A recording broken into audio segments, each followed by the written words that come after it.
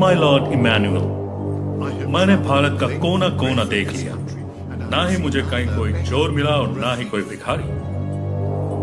हमारा मानना है कि उस देश के पास बेशुमार धन दौलत है। हम वो लोग हैं जो अपने आप को सबसे सभ्य मानते हैं, लेकिन सभ्यता की शुरुआत सही मायनों में भारत से ही हुई है। मुगलों ने कई सालों तक उन पर राज किया। उन्होंने उनका खजाना जरूर लूटा, लेकिन उनकी तहजीब नहीं लूट पाए। उनकी ताकत वेदों, शिक्षा और सभ्यता में है। वो ताकत छीन लो, फिर भारत को लूटना आसान हो जाएगा। फूट डालो और राज करो की नीति से अंग्रेजों ने भारत की शासन व्यवस्था तहस नहस कर दी है। हर तरफ खलबली है। कुछ राजा और पालेगार आजादी के लिए ब्रिटिश के खिलाफ आंदोलन छेड़ चुके हैं। हम जानते हैं कि पहला स्वतंत्रता संग्राम 1857 का सैनिक विद्रोह था, जिसमें झांसी की रानी लक्ष्मीबाई ने बहुत बड़ी भूमिका निभाई।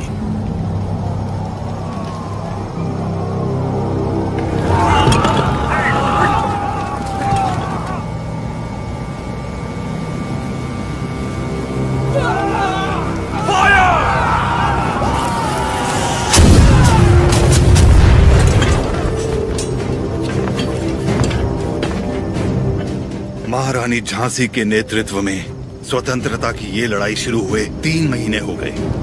20,000 योद्धा हमारे साथ मैदान में उतरे और अब सिर्फ हम 100 योद्धा ही बचे हैं। कल अगर हम रणभूमि में उतरे तो फिर हम 100 भी नहीं बचेंगे। ये स्वतंत्रता संग्राम हमने शुरू किया था और हम ही इसे खत्म करेंगे।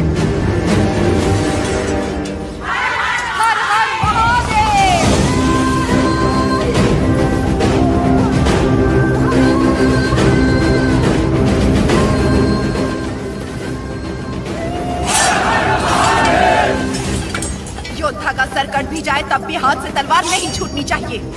युद्ध में प्राण देने वाला शिव के समान है सेनापति। इस लड़ाई को रोकने का हक आपको किसने दिया? इस महासंग्राम को ना तो मैंने शुरू किया और ना ही आप लोगों ने। आप लोग लड़ने से डर रहे हैं क्योंकि सिर्फ 100 बचे हैं। इस युद्ध का पहला बिगुल 10 साल पहले फूंकने वाला था एक अकेला वीर।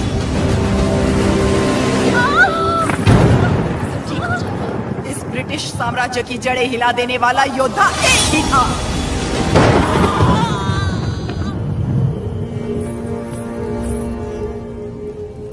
बेटा हुआ है, लेकिन मरा हुआ। उसका जन्म ही एक महायुद्ध था और उस युद्ध में वो मृत्यु को मार के विजयी हुआ।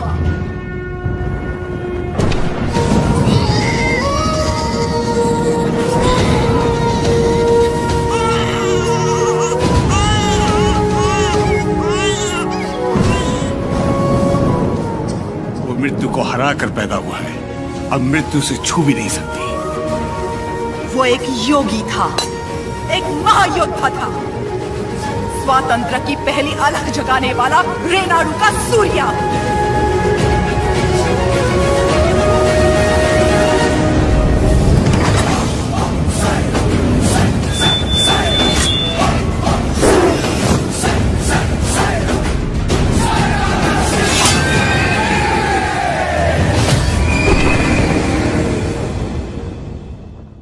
नोसम के पालेगार जयरामी रेड्डी ने अपनी दोनों बेटियां उయ్యాలవాడ के पालेगार मल्ला रेड्डी से ब्याही थी।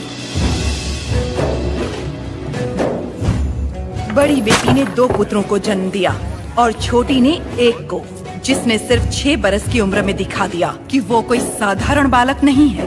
उन दिनों सीमा में भीषण अकाल पड़ा था। वर्षा के लिए यज्ञ करना था। यज्ञ में मज्जारी के किसी वंशज को जगन्नाथ पर्वत पे दीप प्रज्वलित करना था। इस विधान के लिए नरसिम्हा रेड्डी को चुना गया।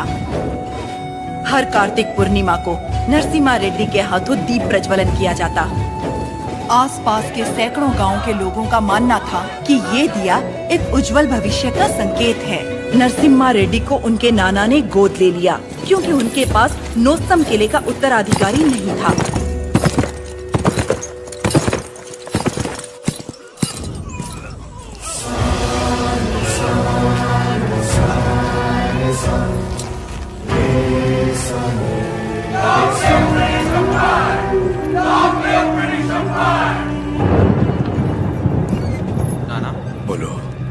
आप जानते हो वो लोग क्यों मारे गए?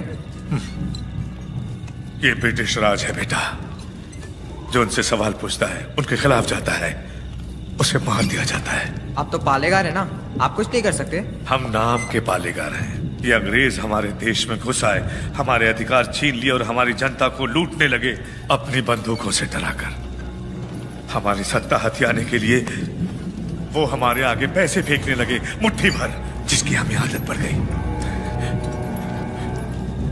और तब से हम जिंदा लाश बन गए हैं। लाशों की तरह जीने से तो अच्छा है हम विद्रोही की तरह मर जाए नाना।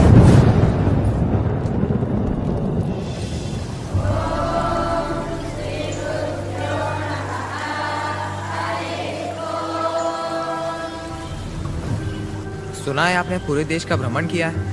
हाँ। क्या सारे देश में गोरे लोग हमारे लोगों को इसी तरह मार रहे हैं? हाँ, मार रहे हैं। तो हमें भी उन्हें मार देना चाहिए ना? नरसिम्हा, अवश्य। तो मुझे आशीर्वाद दीजिए बेटा। मैं मारूंगा उनको। तुम अकेले कितने अंग्रेजों को मारोगे? 10 को तो खत्म कर ही सकता हूँ। हजारों की सेना है उनकी, वो मार देंगे तुम्हें। तो मर जाऊंगा। मारना मरना महत्व नहीं, महत्व है जीत। जीत के लिए तुम्हें युद्ध करना होगा। युद्ध करने के लिए तुम्हारे लोगों का साथ आवश्यक है। उनका साथ तभी मिलेगा जब तुम वही अग्नि उनके अंदर जला पाओगे जो तुम्हारे हृदय के अंदर है। स्वयं युद्ध बनना होगा।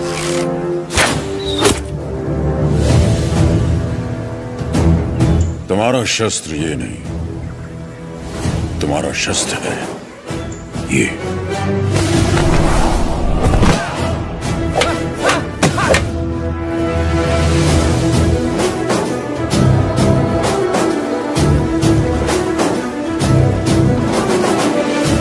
तुम्हें पहले स्वयं पर विजय प्राप्त करनी होगी।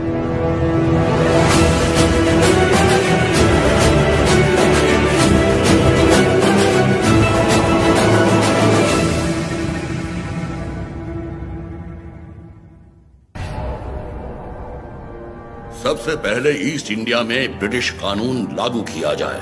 छोटे इलाकों से शुरू करके धीरे धीरे समय के साथ पूरे इंडिया में इसे फैला दिया जाए। मौजूदा टैक्स 300% बढ़ा दिया जाए। और इस तरह ब्रिटिश साम्राज्य ने भारत पर कब्जा कर लिया।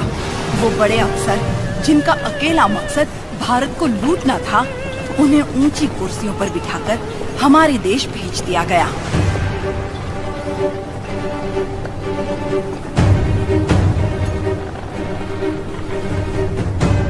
शैतानों की सेना का नुमाइंदा कॉकरेन दक्षिण भारत की तरफ बढ़ने लगा, जिसे भारतीय उपमहाद्वीप की रीढ़ की हड्डी कहा जाता है। लेकिन उसे वीर भूमि रेनाडू के बारे में क्या पता था? वो कहाँ जानता था कि रेनाडू का सूर्य अंधकार की छाती चीरकर उदय हो चुका है। रेनाडू की धरती 61 छोटे छोटे राज्यों में बटी हुई है। इन राज्यों के सामंत पालेगार कहलाते हैं। ब्रिटिश इन पालेगारों से उनकी सत्ता और एकता दोनों छीन चुके हैं। लेकिन अवुकु राज्य के पालेगार अवुकु राजू, माइदुकुरु के पालेगार वीरा रेड्डी और कर्नूल के पापा खान उन 61 पालेगारों में से हैं जो आज भी स्वतंत्र शासन कर रहे हैं। नरसिम्हा रेड्डी ने इन सबको एकजुट करने के लिए एक महोत्सव का आयोजन किया।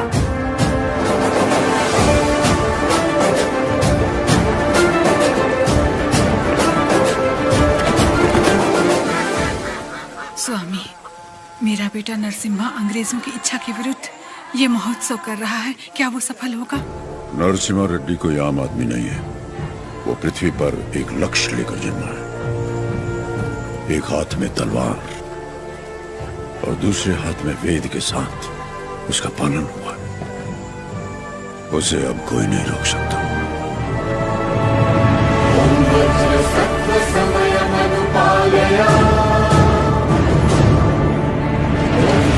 सत्व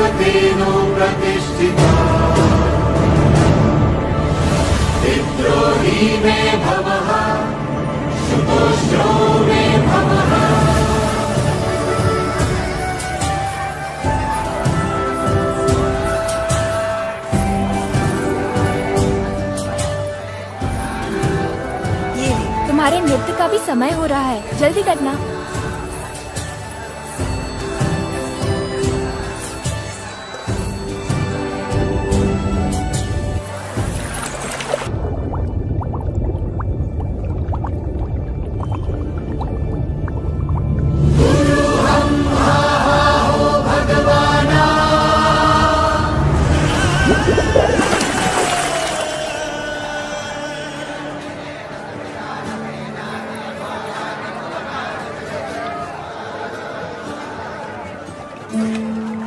क्या हुआ बेटी? हाँ स्वामी जी, अंदर कोई है? अच्छा, वो महोत्सव से पहले सरोवर में रहने वाले संगमेश्वर स्वामी की स्तुति करने की प्रथा है। हाँ, लेकिन इतनी देर पानी में? जल में सांस रोकने की विद्या जानने वाले एक महापुरुष हैं, मज्जारी नरसिम्हा रेड्डी जी।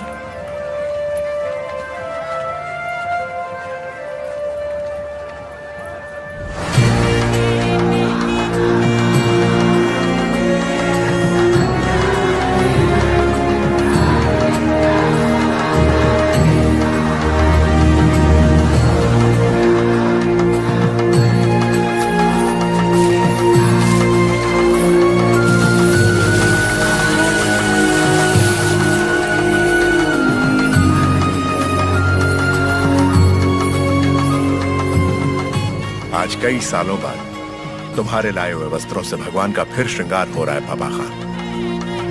ये हमारे भाई नरसिम्हा रेड्डी की महिमा है। ये अंग्रेजों का बंद करवाया हुआ ये उत्सव फिर से शुरू हो गया। या अल्लाह, इस जश्न को किसी की नजर न लगे, सब मिलकर दुआ करो।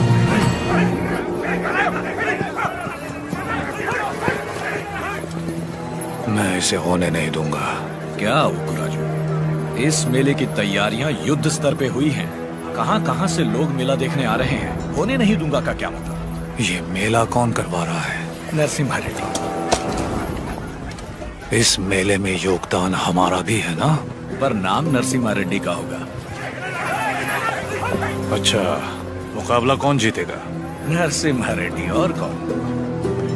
और हम जीत जाए तो भी सब नरसिम्हा रेड्डी की जयकार करेंगे कि उसने इतना निष्पक्ष मुकाबला करवाया। यानी जीते कोई भी, जयकार उसी की होगी। क्या ये सही होगा बसी रेड्डी? तो नहीं जीतेगा। अपने आदमी को देखो वहाँ, वो नशीली दवा बैलों को पागल कर देगी।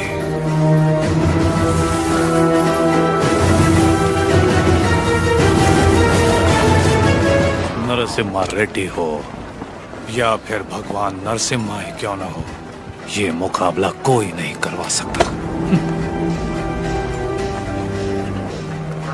बोलिए रेड्डी, दवा और ज्यादा मिला दो। ये मुकाबला क्या महोत्सव ही नहीं होना चाहिए।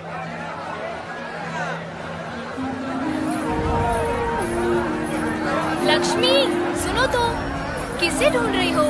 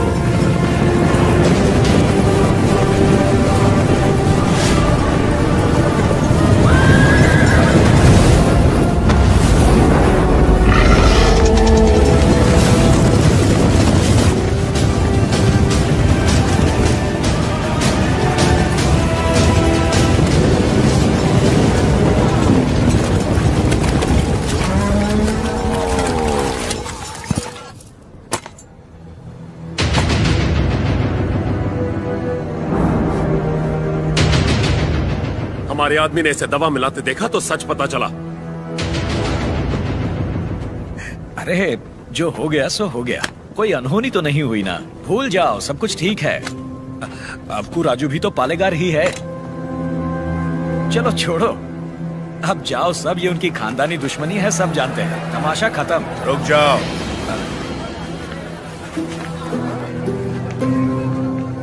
यहाँ वो अकेला पालेगार नहीं है, कुल मिलाकर हम 61 पालेगार हैं। यहाँ पूरी की पूरी प्रजा भी मौजूद है।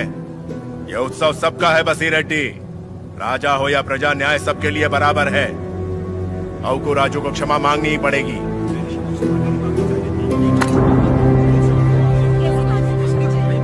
सब चुप क्यों हैं?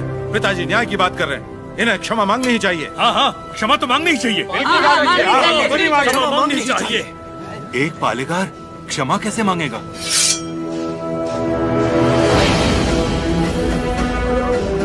अपना सर काट दूंगा, लेकिन क्षमा नहीं मांगूंगा। अवकू राजू। पापा खान,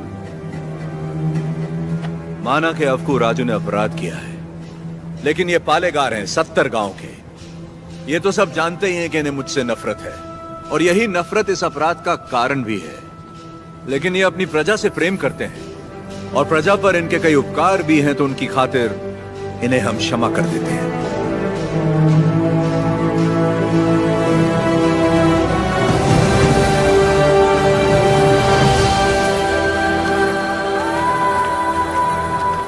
नरसिम्हा रेड्डी,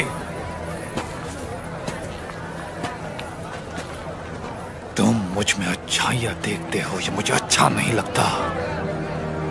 ये मेरी ईर्ष्या नहीं, मेरा स्वाभिमान है नरसिम्हा रेड्डी।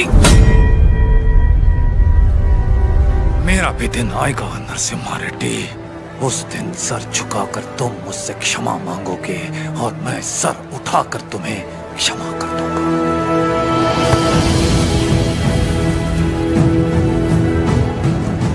इस मिट्टी में वीरता है, ये वीरता तुम में भी है और मुझ में भी। अपनी ये वीरता दुश्मनी पर नहीं, अपने देश पर खर्च करो। उसके बाद मैं तुम्हारे आगे सर झुका भी सकता हूं, और वक्त आने पर तुम्हारे लिए सर कटा भी सकता हूं।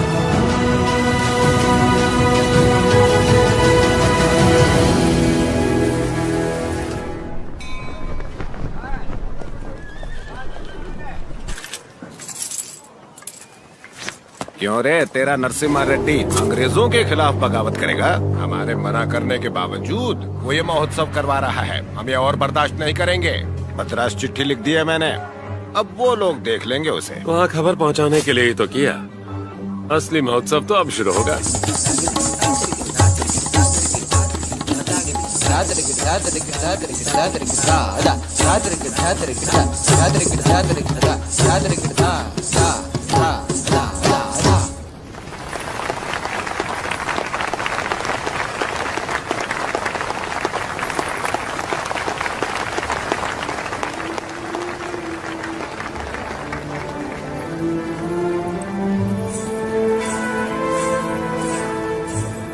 अद्भुत।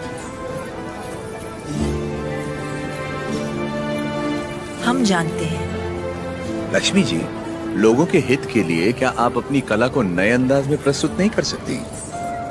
ये लक्ष्मी सिर्फ देवताओं के लिए नाचती है, उन्हीं के लिए गाती है, आम मनुष्यों के लिए नहीं। भगवान भी तो इंसान के लिए ही है ना। लोगों को जगाने के लिए अपनी कला को थोड़ा सा बदल लीजिए, फिर देखिए कितना निखार आ जाएगा।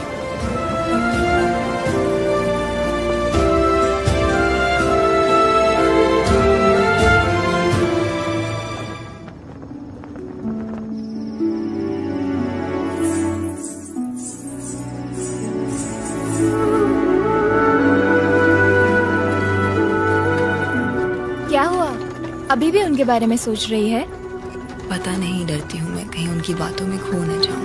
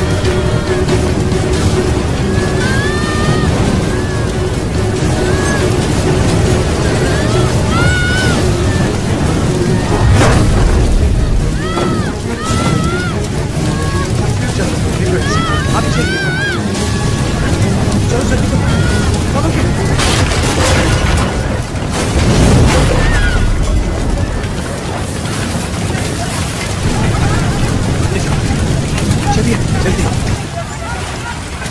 हट जाओ, सब हट जाओ। किसी ने जानबूझकर ये आग लगाई। कौन है वो नीच? किसने किया है ये? मैंने लगाई आग।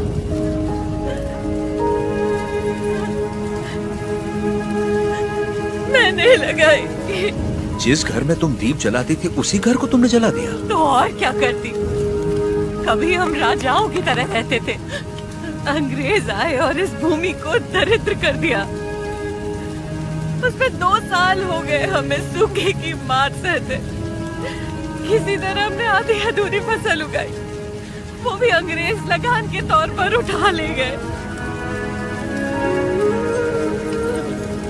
अब तक तो मैं किसी तरह बच्चों का पेट पालती रही, लेकिन अब मेरा बेटा चोरी पे उतर आया है। इससे बड़ी शर्म की बात और क्या हो सकती है? जो हाथ देने के लिए उठे थे उन्हीं को चोरी करता हुआ नहीं देख सकी मैंने सोचा अपमान के जीवन से सम्मान की मौत अच्छी।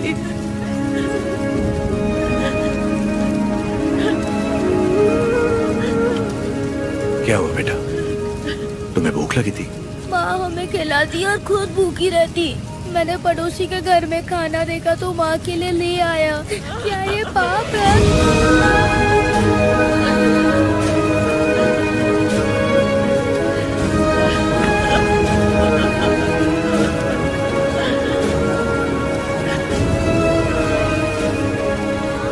बड़े भैया, वियालावाड़ा और नौसम किले के गोदामों का अनाज बैलगाड़ियों में भर के ले आई। आज से रेनाडू की इस धरती पर कोई भूखा नहीं सोएगा। बांट दीजिए सब में, जैसा तुम कहो।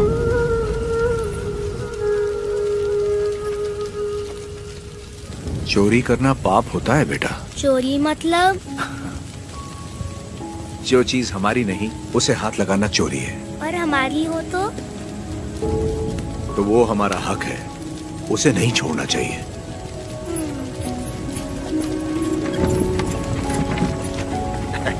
रेड्डी जी, आपने मुझे बुलवाया? मैंने इस महीने की पेंशन भेज दी है। राघवाचारी, जब तक अच्छी फसल होती रही, ये लोग तुम्हें समय पर लगान दे रहे थे या नहीं? बिल्कुल दे रहे थे सरकार। तो जाकर अपने मालिकों से कह दो, सूखे में लगान नहीं मिलेगा। क्या कहा? ये कहा कि अगले साल भी लगान नहीं मिलेगा। मैं समझा नहीं। ना माने तो हम उनकी हड्डियों का हल बनाकर अपने खेत जोतेंगे और दुगना लगान चुका देंगे। आफत आ गई तो? आने दो, मुझे उसी दिन का इंतजार है।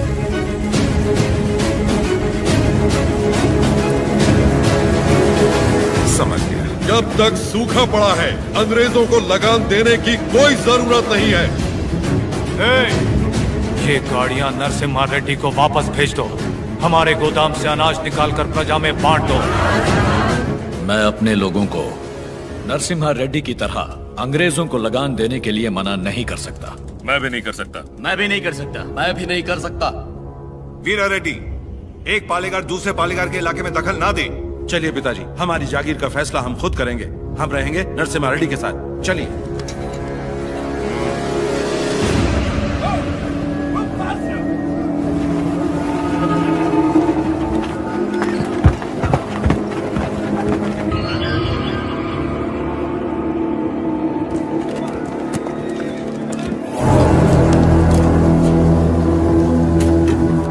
मद्रास प्रेसिडेंसी एक साल में जितना टैक्स भरती है उसमें पूरा लंदन 25 साल तक बैठ के खा सकता है। ये दत्ता मंडलम से इतना कम टैक्स क्यों आया है? वहाँ से शुरू से टैक्स इकट्ठा करना मुश्किल रहा है सर। रीजन? रेनाडू की महिमा है सर। कहते हैं वहाँ पैदा हुआ खरगोश भी चीते से लड़ जाता है। बात यह है कि वहाँ के पालेगार और प्रजा से परेशान होकर निजाम जी ने वो जमीन आपको सौंप दी है। अभी तो उसे दत्त मंडलम कहते हैं। वहाँ अक्सर सूखा पड़ता है, लेकिन वो लोग किसी के आगे हाथ नहीं फैलाते। टैक्स तो वो देंगे, लेकिन अपने मन का। जरूरत पड़ी तो उन सबको मार के टैक्स ले आओ। मार तो वो भी हमें सकते हैं। थॉमस मुनरो के राइटवरी एक्ट ने उनके सारे पावर छीन लिए, लेकिन लोग अपने पालेगारों पर जान देते हैं। सच तो ये है सर, हमारे लोग भी उनसे डर के मारे कांपते हैं। Tell me in one sentence. उय्यालावाड़ा Narasimha Reddy, वो उन सब की ताकत है सर। तुमने उसे देखा है कभी? देखा तो नहीं, लेकिन उसके बारे में कहानियां सुनी है। 10 बरस की उम्र में एक आदमखोर चीता मार के अपने कंधे पर उठा लाया था। You Indians are all bloody barbarians, माधवाया। सुनी सुनाए बातों पर भरोसा कर लेते हो। उस एरिया को कलेक्टर नहीं, बल्कि चाहिए एक हंटर।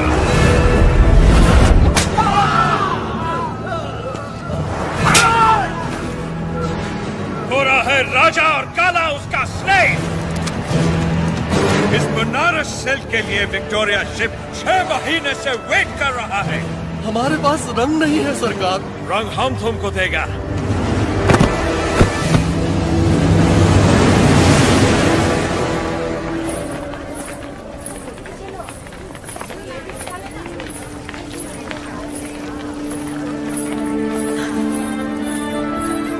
ये ब्याह नहीं त्योहार है, हिंदू मुसलमानों के बीच प्रेम का त्योहार।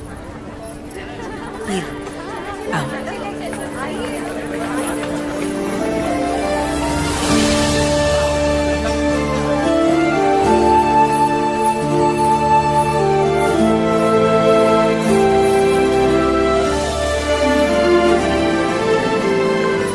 अगर मुझे पता होता आप आ रहे हैं, मैं यहाँ कभी नहीं आती। और मैं यहाँ सिर्फ इसलिए आया क्योंकि तुम यहाँ आने वाली थी, ताकि अपने मन की बात बता सकूं। मेरे माँ बाबा बचपन में ही गुजर गए थे। मेरे अपने सब मुझसे दूर हो गए। मैं जिस किसी को भी चाहती हूँ उसे खो देती हूँ, हमेशा। इसीलिए मैं देवता की शरण में आ गई और अपनी कला से उनकी पूजा करने लगी। मैंने देखा है आपको,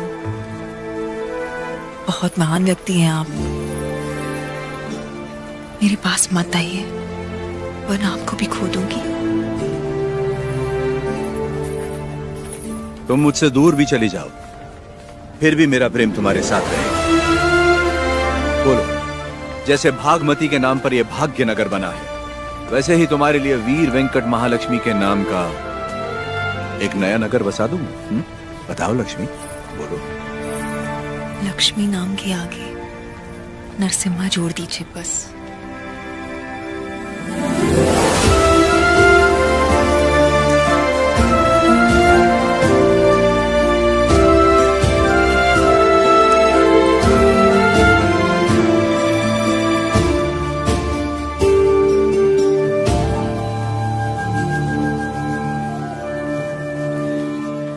स्वामी, नोसम किले को खबर भेजती है, नरसिम्हा रेड्डी वहाँ भी नहीं है। और आज कार्तिक पूर्णिमा है, उसे टीले पर दीपक जलाना है। उसे याद तो होगा ना? वो हर कार्तिक पूर्णिमा के दिन दिया जलाता आया है, आज भी वही जलाएगा।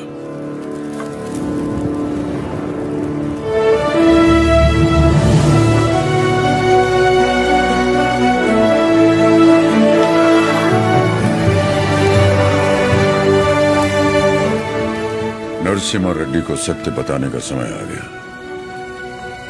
कल यज्ञ की तैयारी कीजिए।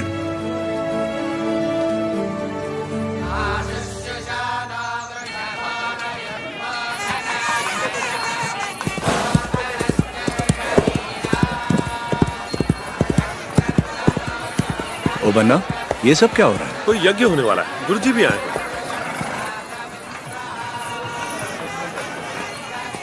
प्रणाम गुरुदेव। आयुष्मान भव।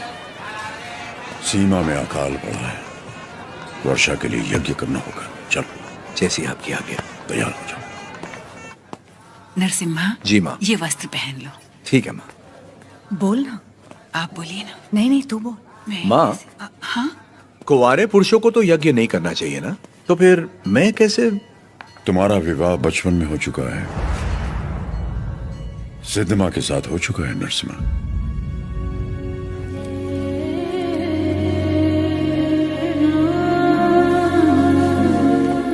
जैसा अकाल अब पड़ा है, तुम्हारे बचपन में भी ये यज्ञ सिर्फ तुम कर सकते थे। परिस्थिति कुछ ऐसी बन गई कि यज्ञ के लिए हमें सिद्धम्मा से तुम्हारा ब्याह कराना पड़ा।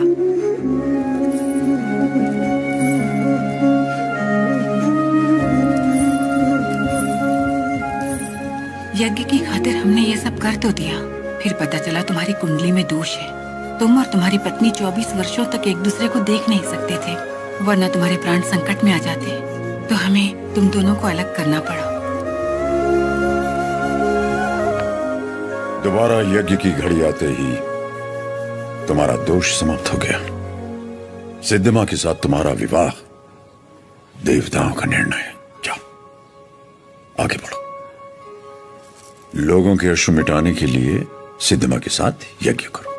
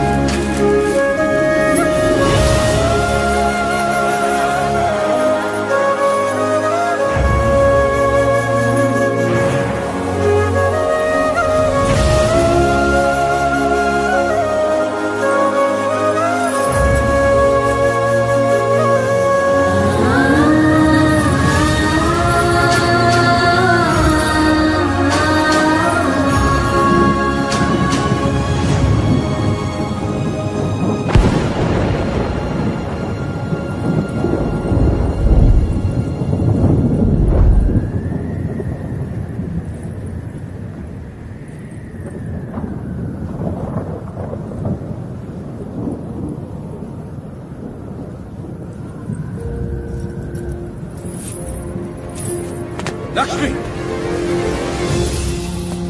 तुम अपने आप को मृत्युदंड क्यों दे रही हो? अपराध तो मुझसे हुआ है, तो मुझे दंड दो। ये सब सहने की ताकत नहीं है मुझ में। ये मेरे साथ ही क्यों होता है? हमारे माता पिता तो ईश्वर चुनता है, अपना सुहाग तो मैं खुद चुन पाती, लेकिन मुझसे ये अधिकार भी छीन लिया गया। कम से कम मेरी मौत तो मुझे चुनने दीजिए। रुको। ईश्वर हर किसी को कला नहीं देता है, और तुम्हारी कला तो लोगों में नई जागृति पैदा कर सकती है। ये कला ना तुम्हारे लिए है ना उस ईश्वर के लिए, ये लोगों में नई प्रेरणा जगाने की। तुम्हें अपने प्राण देने का कोई अधिकार नहीं है। मर के जब हम ईश्वर के पास जाएं तो हमें इस लायक होना चाहिए कि उससे आंखें मिला सके, गर्व से कह सके कि हम मरने से पहले जी भर कर जिए, आखिरी सांस तक जिए। हर जीवन का एक प्रयोजन होना चाहिए, बल्कि हर मृत्यु एक नए जीवन का शुभ आरंभ होना चाहिए। जिस दिन अपने जीवन का लक्ष्य पा लिया, उसी दिन अपनी मृत्यु का उद्देश्य भी पा लिया।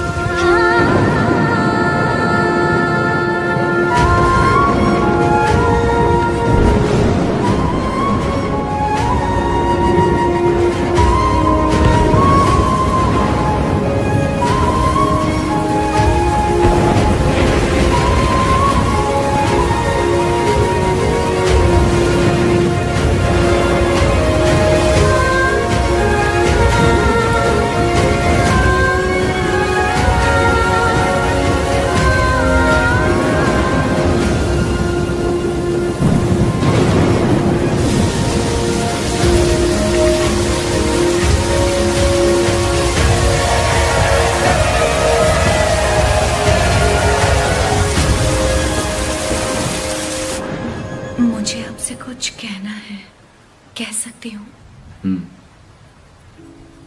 ये ब्याह आपकी इच्छा से नहीं हुआ है ना?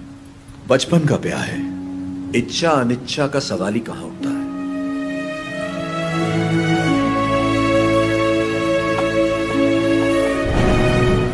आपकी बात तो सही है, पर मैंने तो बचपन से सिर्फ आप ही को चाहा है। तुम्हें पता था कि हमारा ब्याह हुआ है? और क्या, मुझे तो बचपन से ही पता था। बचपन से लेके आज तक आप ही मेरे संसार हैं।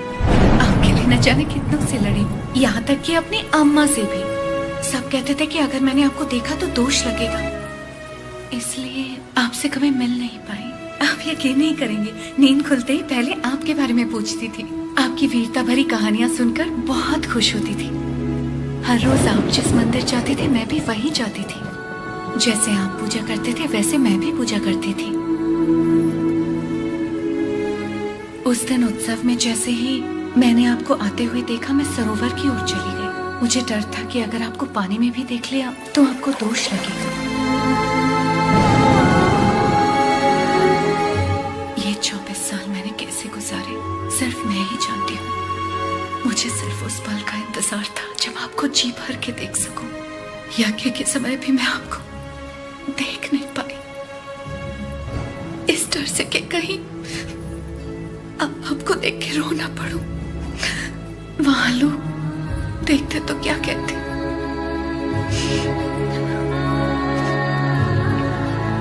आप कहे तो अब देख लूं।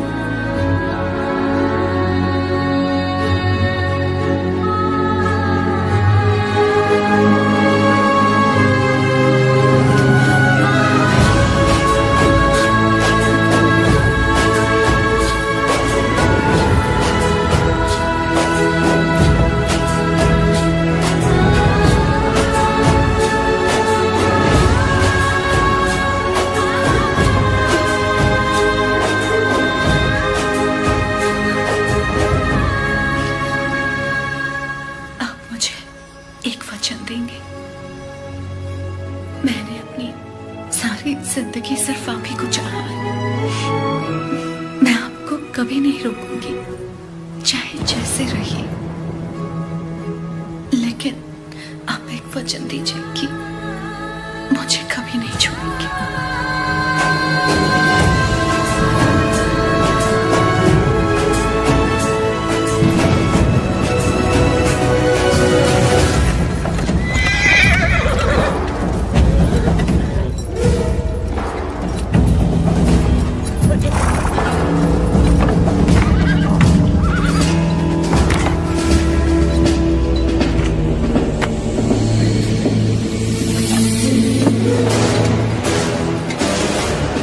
वेलकम टू कोइलकुंटला सरकार। स्वागत है।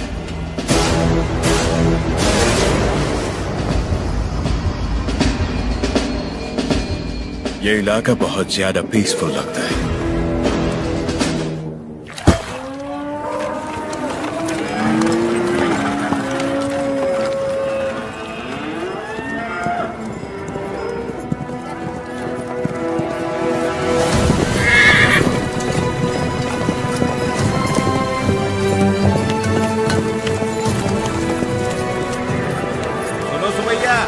शुभ समाचार है तुम्हारे लिए। अब तुम्हें फसल पर लगान देने की कोई जरूरत नहीं है, बस जमीन पर देना होगा। भेजे में नहीं घुसी बात। अब से फसल पैदा हो या ना हो, जितनी जमीन है उतना लगान देना ही होगा। सरकार, हमसे तो फसल का ही लगान नहीं दिया जा रहा। ऐसे में अगर पैदावार न हुई तो कहाँ से देंगे लगान? तो फिर कानून के मुताबिक ये जमीनें हमारी।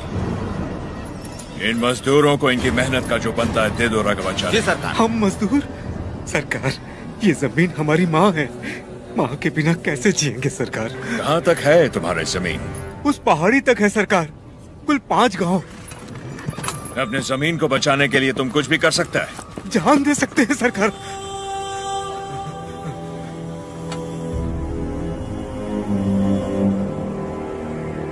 Let's play a game. यहाँ से जितने दूर तुम दौड़ सकता है दौड़ो। जितनी जमीन पर तुम दौड़ गए वो जमीन तुम्हारी हुई।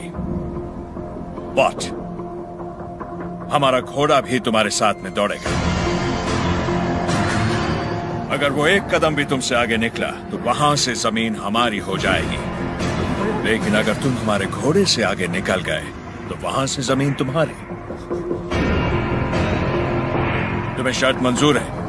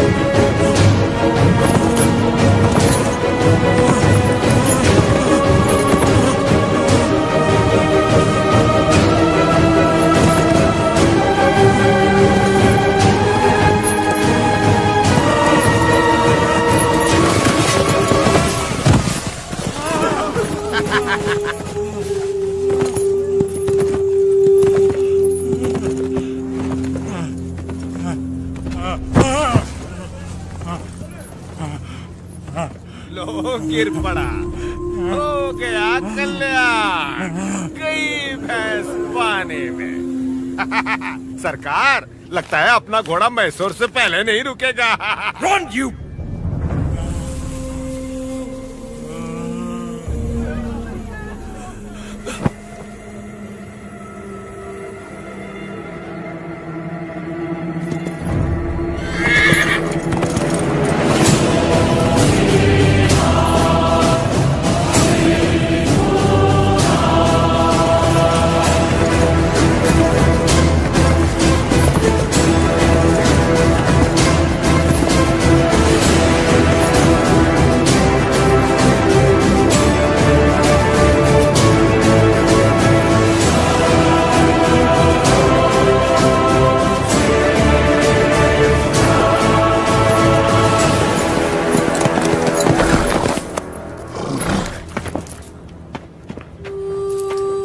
उठो सुबैया, ये लो, आराम से लो।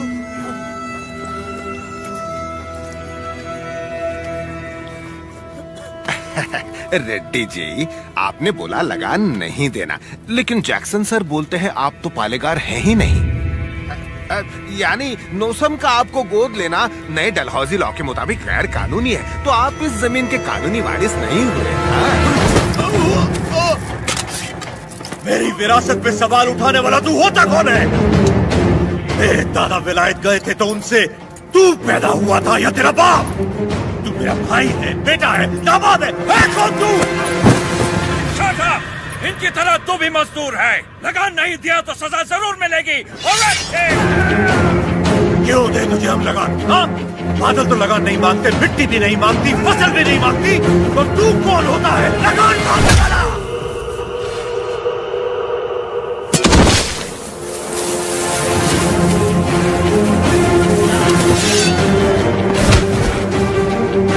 जमीन से लेकर फसल तक सब हमारा है। पसीना हमारा है, खेत हमारे हैं, बीज हमारा है, पानी हमारा है, ये धरती हमारी है, इसका अनाज हमारा है। तो फिर हम तुझे लगान क्यों दें?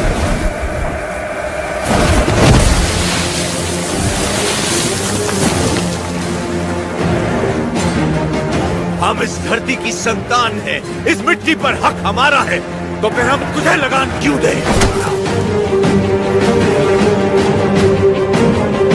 भैया सरकार, इस भूमि पर हल किसने चलाए? हमने चलाए। तो इसकी पैदावार पर किसका हक है?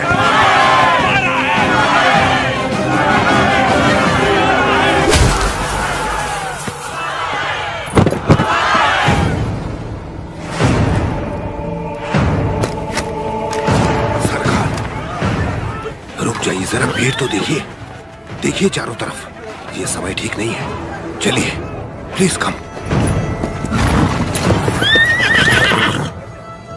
अपना सर झुका, झुका। अब जा, और ध्यान रहे सर उठाने की गलती हरगिज मत करना। अब सीधे लंदन में ही सर उठाना, वरना पछताएगा। यहां दोबारा कदम रखा तो सर काट दूंगा। चल।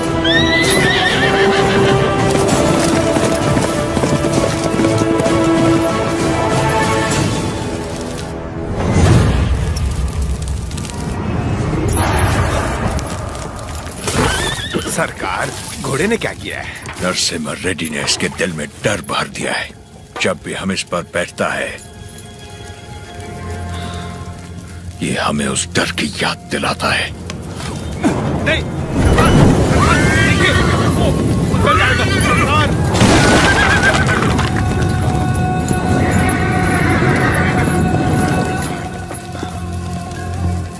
इस नरसिम्हा रेड्डी को मारने के लिए मद्रास से बटालियन बुलवा लें सरकार।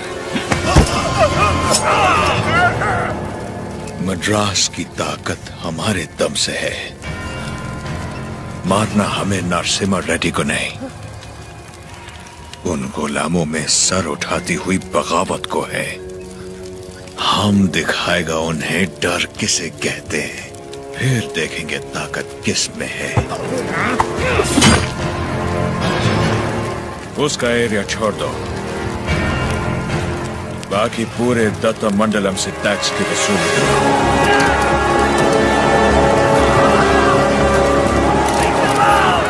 मरते हुए सभी लोगों की चीखें उसके गांव तक जानी चाहिए।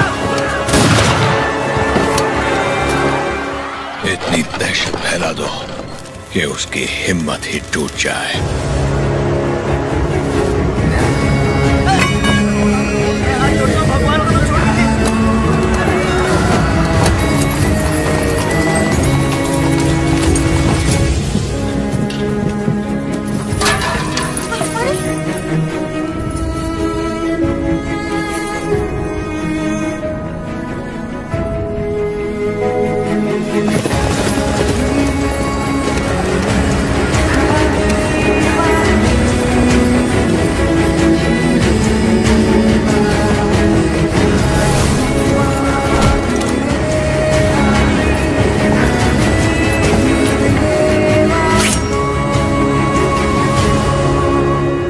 सुना है तुमने लगान देने से मना किया है।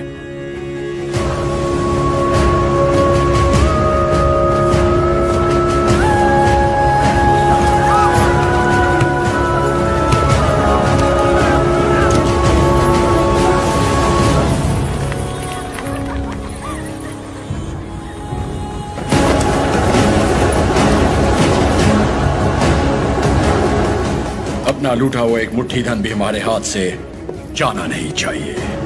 What about Tata Mandalam tax? सब रेडी है सर, सिर्फ एक एरिया को छोड़कर। प्रणाम मालिक। बोलिए। मालिक, कल जंगम मलैया जी बड़े पैमाने पर भूमि पूजन करने वाले हैं। अकाल के कारण जिनकी शादियां रुक गई थी, क्यों ना वो भी संपन्न कर ले।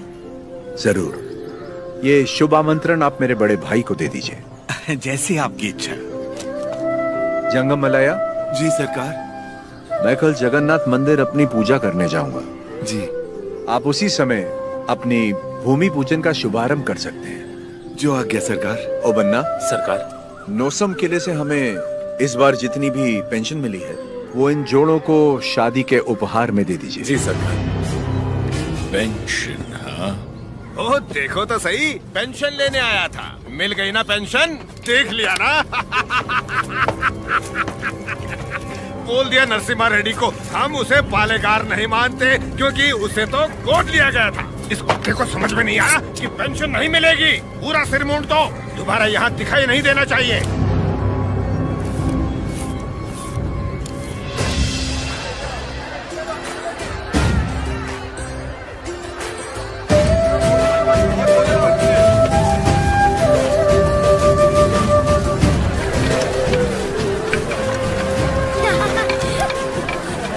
अरे अरे, पहले भगवान को भोग लगाएंगे, उसके बाद ही हम खा सकते हैं। भूख लगी है माँ।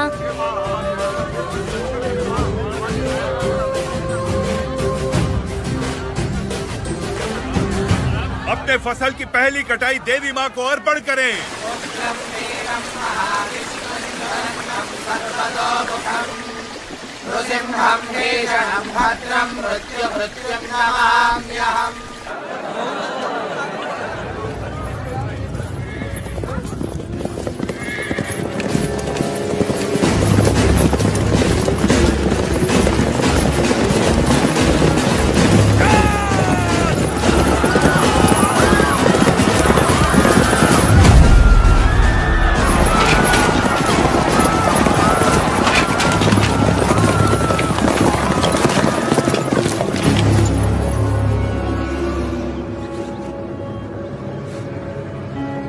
लगता है इस बार फसल अच्छी हुई। सो जा, सारा अनाज गाड़ी में डाल दो। जल्दी भरो। सरकार, सरकार, 2 साल बाद इतनी अच्छी पैदावार हुई है, हम थोड़ा थोड़ा करके लगान भर देंगे। क्या क्या क्या याद है आपने कहा था ये फसल हमारी है, ये धरती भी हमारी है। इतनी हिम्मत कहाँ से आ गई बेवकूफ? अगर हम 66 गाँव की पैदावार भी ले जाए तो 1 साल का लगान रह जाएगा। सरकार, सरकार, पूरा अनाज आप ले गए तो हम लोग क्या खाएंगे?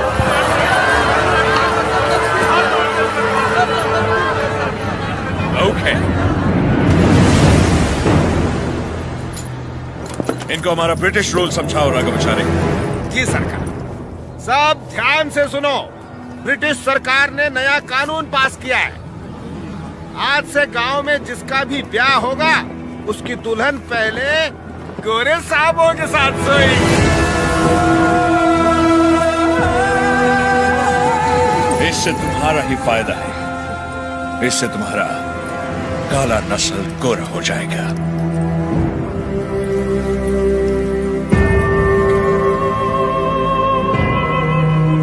सबसे पहले हम इन 10 दुल्हनों के साथ सोएगा।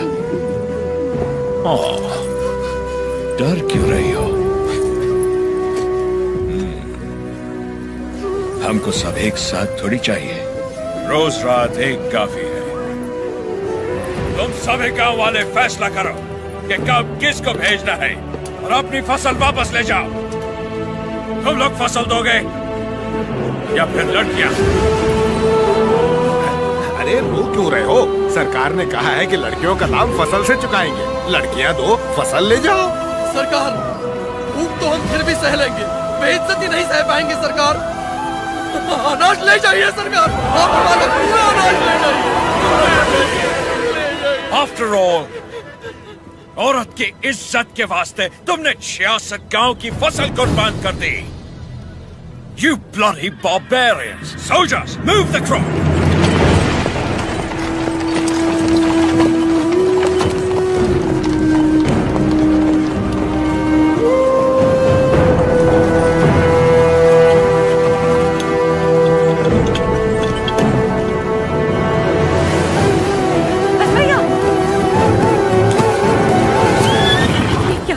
बेटा,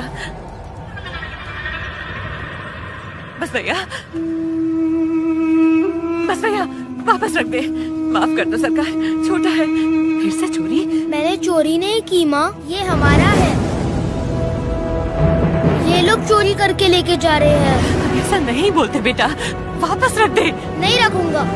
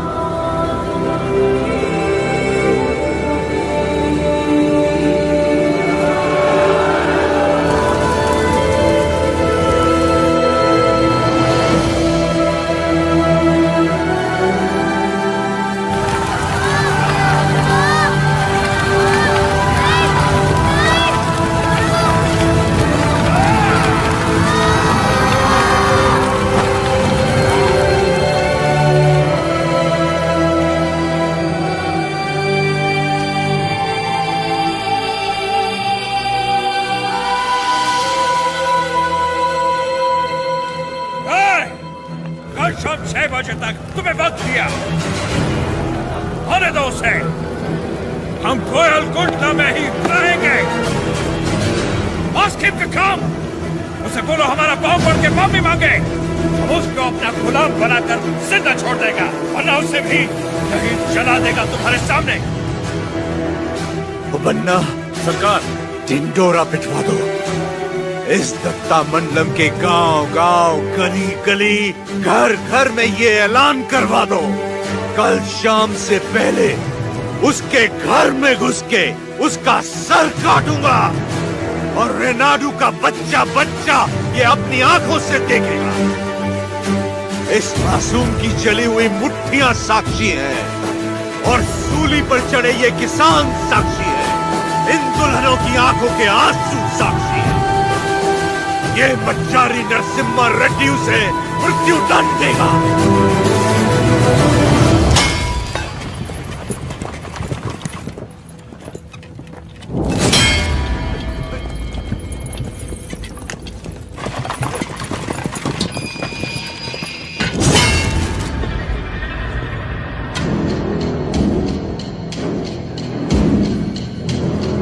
लोग हमारी मौत का तमाशा देखने आया है।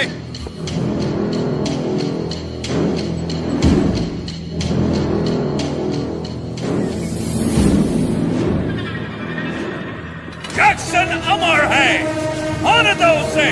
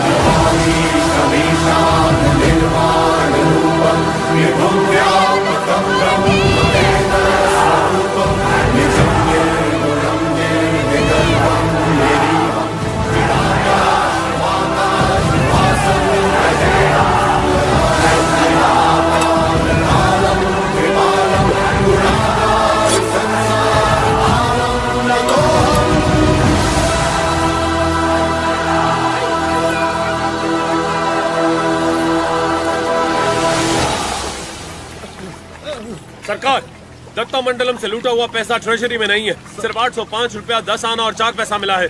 सारा मद्रास जा रहा है। जाने दीजिए सरकार, उस जैक्सन से मुक्ति मिल गई, इतना ही काफी है। काफी नहीं है, सिर्फ उसकी मौत काफी नहीं है, हमें हमारी संपदा भी वापस चाहिए। वो हमारा धन है, हमारा स्वाभिमान है। एक घास का तिनका भी हमारी जमीन से नहीं जाना चाहिए। Soldiers, on the alert!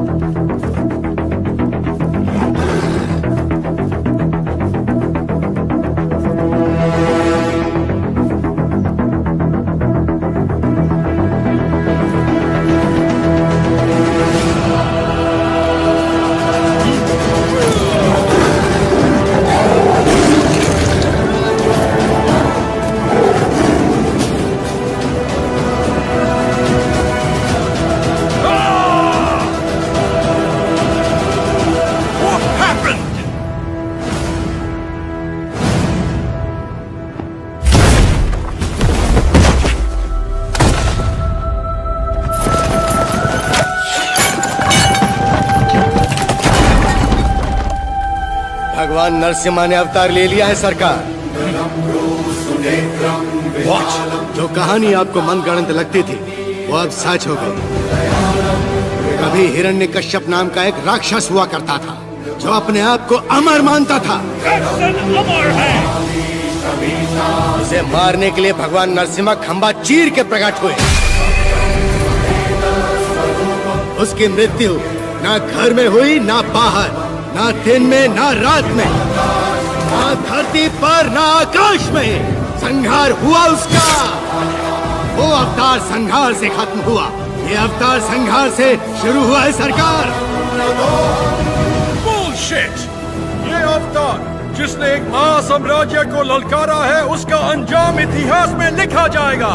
Soldiers, for the queen, crown and the country. स्वरूपम निजम निर्गुणम निर्विकल्पम निरीहम